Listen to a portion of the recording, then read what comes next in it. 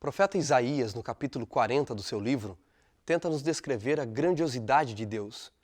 Mas como descrever um ser tão grande assim? Então Isaías faz o caminho contrário. Ele fala do quanto nós somos pequenos para mostrar o quanto Deus é grande. E nos versículos 6, 15 e 17, ele diz que todas as nações são diante de Deus como a erva ou a flor da erva que hoje existe e amanhã não mais.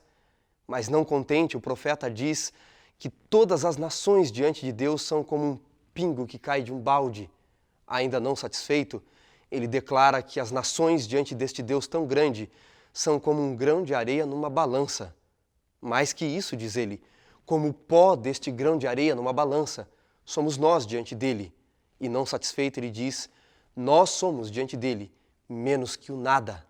Menos do que o nada. Como compreender, então, este Deus tão grandioso?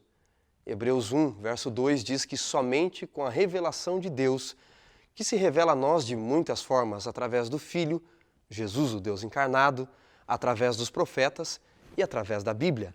Mas todas as vezes que nós lemos o texto bíblico, como Gênesis capítulo 1, versículo 26, Deus nunca aparece de forma única, isolada, sozinho. Gênesis 1, 26 diz, disse Deus, façamos o homem a nossa imagem e a nossa semelhança. Ora, só Deus pode criar, e Deus não estava sozinho na criação.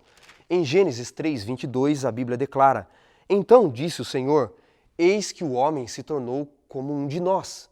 E em Gênesis 11, no versículo 7, lemos o seguinte, vinde, disse Deus, desçamos, confundamos as línguas.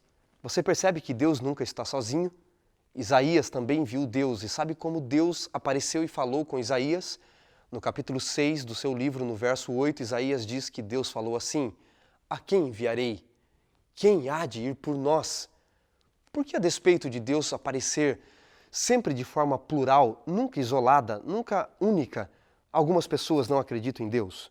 Bem, alguns, dizem eles, não acreditam porque em Deuteronômio, no capítulo 6, no versículo 4, lemos o seguinte, ouve, ó Israel, o Senhor nosso Deus é o único Senhor. Em hebraico está assim, Shema Israel, Adonai Elohim, Adonai Echad, ou Echad. Essa expressão, Echad, ela significa único. Mas Moisés, que escreveu aqui o livro de Deuteronômio, ele tinha uma outra expressão para único isolado, era a expressão Yashid. Porém, Moisés prefere usar Echad ou Echad, porque esta expressão significa um, mas não de forma isolada. É a mesma expressão que aparece em Gênesis, no capítulo 2, no versículo 24, aonde lemos, por isso deixará o homem seu pai e sua mãe, e os dois tornar-se-ão uma só carne. Quando o homem se unir com a sua esposa, os dois serão uma só carne, mas continuam sendo dois, porém considerados um só. Essa é a mesma expressão que é aplicada para Deus. Exatamente isso. Deus nunca aparece de forma sozinha. Deus, ele é um único Senhor, uma única deidade, composta por três seres distintos, com o mesmo poder, com o mesmo pensamento e que sempre existiram, conhecidos por nós, que se revelam a nós como o Pai, o Filho e o Espírito Santo. Em João, no capítulo 20, o próprio Jesus declarou que Deus o Pai é Deus. Leia comigo João, capítulo 20. Olha o que Jesus, o próprio Jesus, declara a respeito deste Deus. João, capítulo 20, verso 17. Disse Jesus, não me detenham, eu vou para o meu Pai. Eu ainda não fui para ele, eu vou para o meu Pai. E vosso Pai, para o meu Deus e o vosso Deus. Depois, a Bíblia não só diz que Deus, o Pai, é Deus. Em Romanos 9, no versículo 5, nós lemos o seguinte, deles são os patriarcas e deles também descende o Cristo, segundo a carne, o qual é sobre todos Deus bendito. Agora Paulo está dizendo que Jesus é o Deus bendito. E por último, em Atos, no capítulo 5, no versículo 32, Pedro agora declara, dizendo a Ananias o seguinte, quando você conservou, Ananias, parte do valor do campo, você mentiu ao Espírito Santo. Você não mentiu a homens, diz o final do verso 4. Você mentiu a Deus.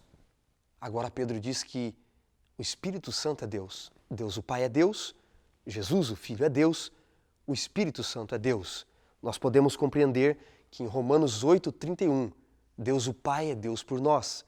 Em Mateus 1:23, Jesus o Filho é Emmanuel, Deus conosco. E em João 14, verso 17, o Espírito é Deus em nós.